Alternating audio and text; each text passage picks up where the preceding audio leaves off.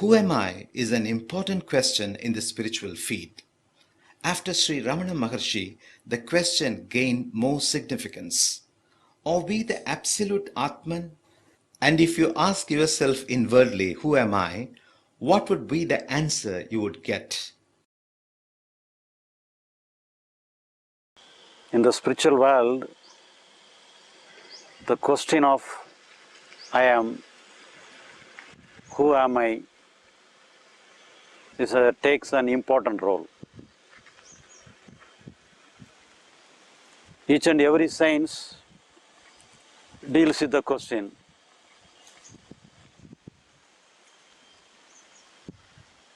Especially Ramana Maharishi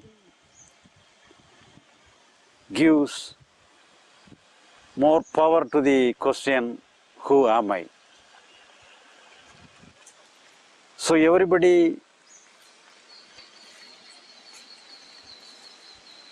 tries to know, who am I?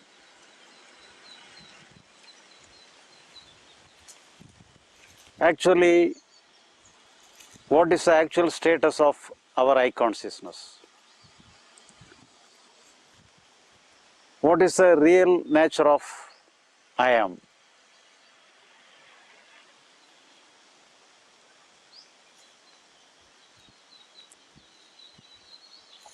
If we take an example that we are sleeping, is there any I consciousness? So when we are in sleep, there is no I consciousness. And in the spiritual world, there are some state, samadhi state, transcendent state. And in this state, there is no I consciousness. Only in the waking state alone, there is I consciousness.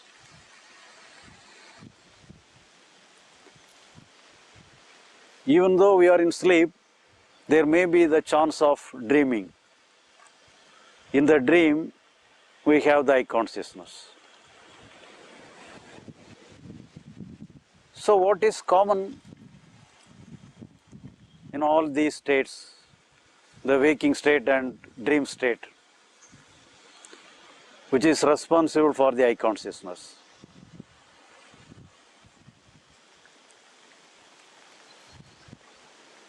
Our thought alone is responsible. The thought alone is consciousness.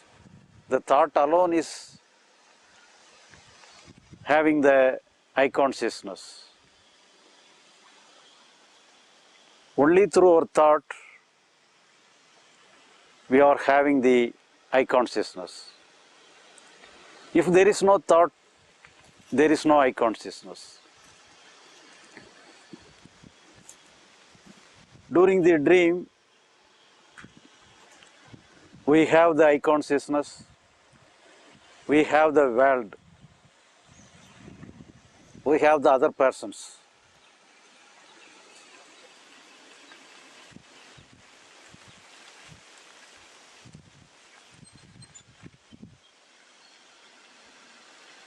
In the dream, actually there is no actual experience.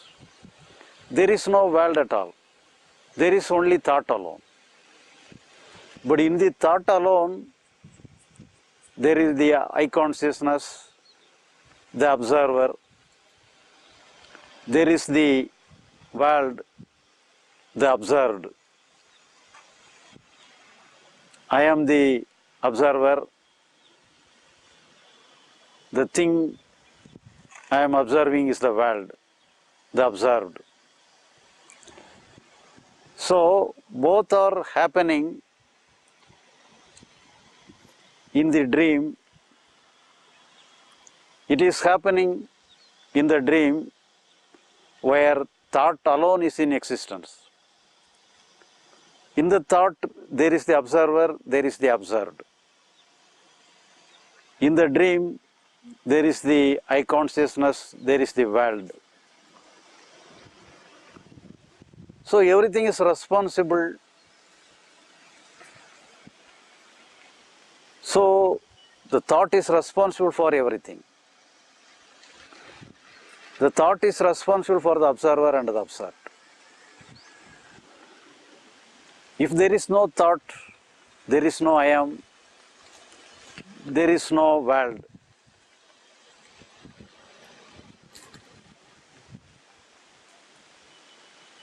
As a coin has two sides, the thought also has two sides. The one side of the thought is the observer, the other side of the thought is the observed. The one side of the thought is the I am, the other side of the thought is the you or the world. So the observer and the observed are the products of the thought. It is a two side of a single thought. If you take it as a whole, it is a single thought. In each and every segment of thought, there is this dual nature, the observer and the observed. In the dream, there is no actual world. All we are conceiving is the imaginary world, is the world of thought, where I am is there, I consciousness is there, the world is there, the observer is there, the observed is there. But in the actual day-to-day world, what we are seeing, what we are perceiving, we may think we are having some separate existence and the world has some separate existence. There are many people around us. There are many happenings around us. I am the observer of everything. We may have the freedom to move here and there. We may have the freedom to control other persons. But anyhow, we cannot do anything without the help of our thought. The real thing is there. In the actual world, the real world is there. The real happening is there. But anyhow, even though the world, the happenings are real, we understand everything, we conceive everything only through our intellect, only through our thought. For example,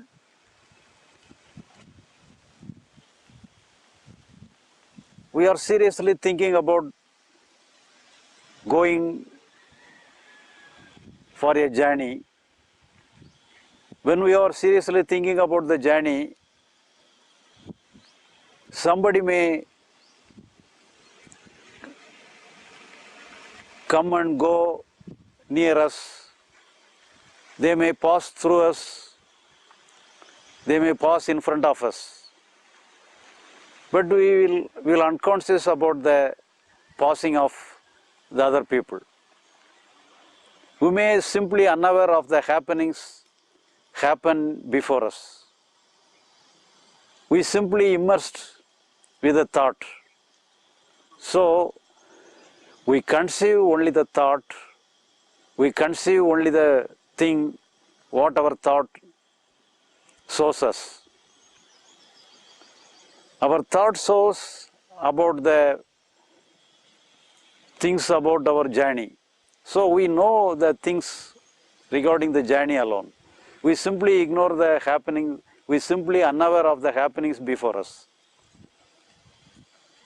So in the same way, what we conceive through our mind, that alone is real for us. Even though many things, many real things may be around us, we cannot observe anything. We cannot observe each and everything. What our mind shows us, That alone we can understand. That alone we can perceive. So even in this sleep, even in the dream, even in the waking state, everything is same. If our thought, if our intellect shows anything, that alone we can understand. That alone we can know. So our thought is responsible for the eye consciousness.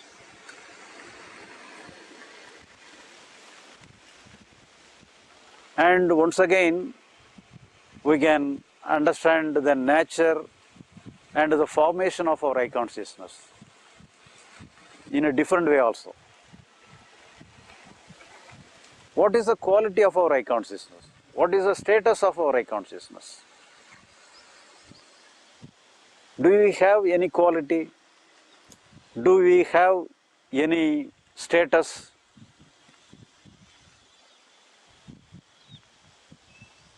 So all our status, all our qualities are attributed only by the help of our thought. Only with the help of our thought, we know the quality of ourselves. We know the name of ourselves. We know the quality or status of ourselves. Without the help or intellect of ourselves, we cannot know the quality of ourselves. So the thought alone is responsible for the existence of our eye consciousness, the beingness of our eye consciousness.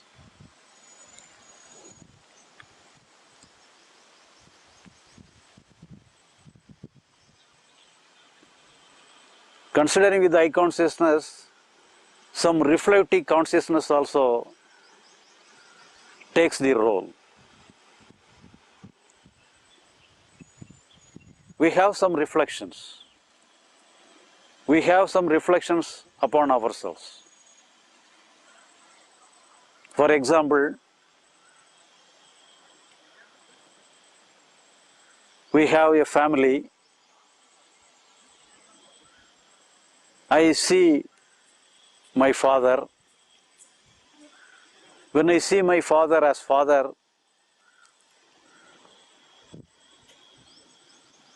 at once I have some reflection. The seeing my father as father have a reflection upon ourselves, have a reflection upon myself. Thereby, we presume ourselves to be the son of my father. In the same way, if I see my son or daughter, thereby it causes some reflection upon myself.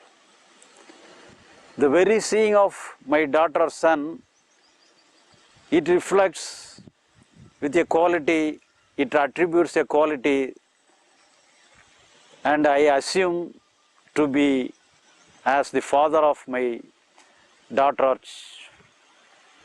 son. So in this way, with some reflection, I understand, I recognize me as I am, with the quality. Otherwise, there is no quality for myself. Without the intellect process, without the help of thought, I do not have any quality for myself. So the thought, the intellect alone is responsible for the existence of eye consciousness. But what is the nature of our thought? Can I have a single thought for more than a fraction of a second? All thought ends within a second. Each and every second, new thought alone can come. No thought can exist more than a fraction of a second. So that is the nature of our thought. So that is the nature of our life duration of a thought.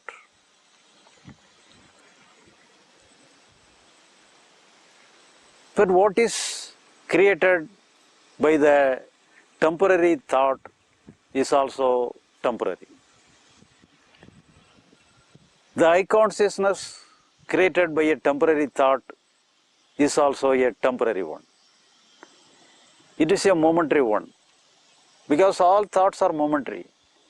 It comes and goes away. It comes and goes away. It forms and goes away. So that is the nature of our thought. So in the same way that our I consciousness also comes and goes eternally.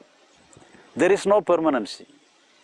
Each and everything, every time, there is only a new thought. There is no old thought. No thought can come again and again. Even though it may have the same meaning, each and every time it is a new thought. As smoke comes from an incense stick, our thought comes from us, from our consciousness.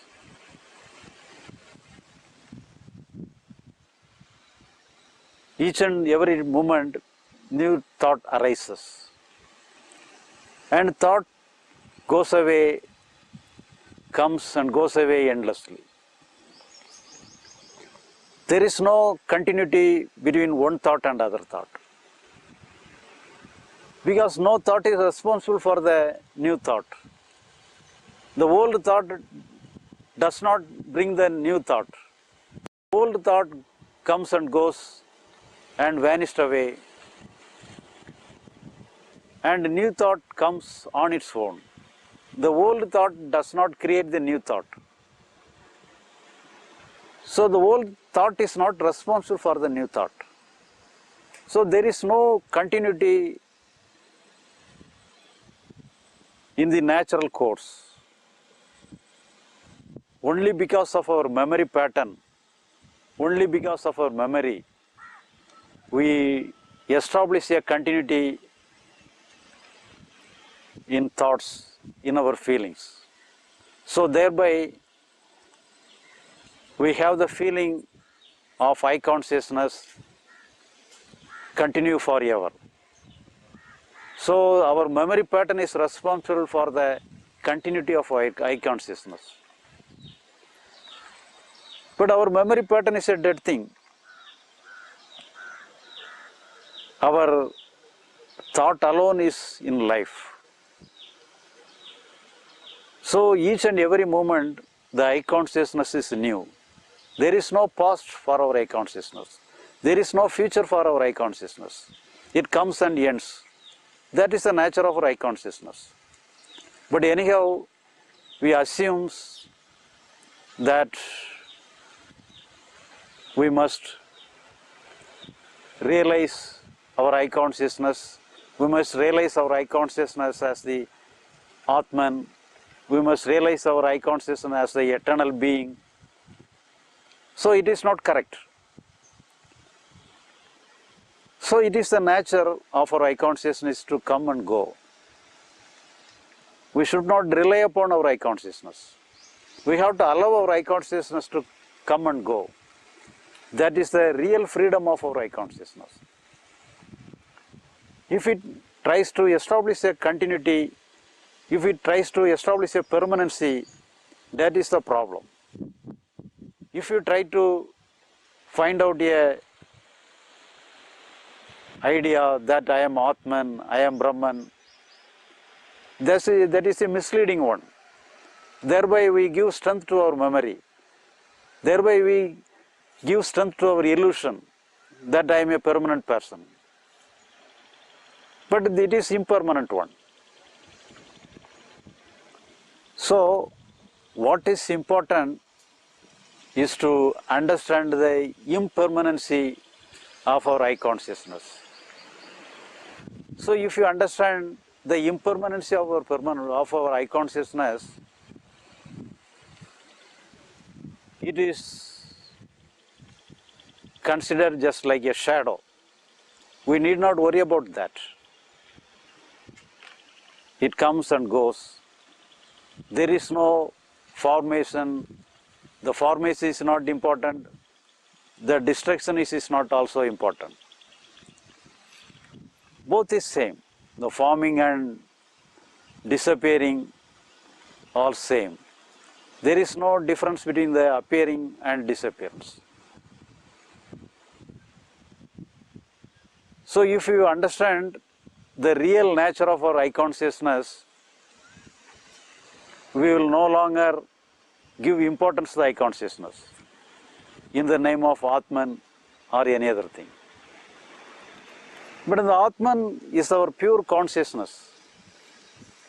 The real nature of our consciousness is in the pure level. It may be permanent, but we need not worry about that. But it has no quality at all.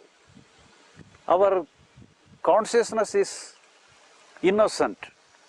It has no quality. It is a plain paper. It is a tasteless tongue. It has no expression on its own. It is the unexpressed portion. It is an unconscious happening.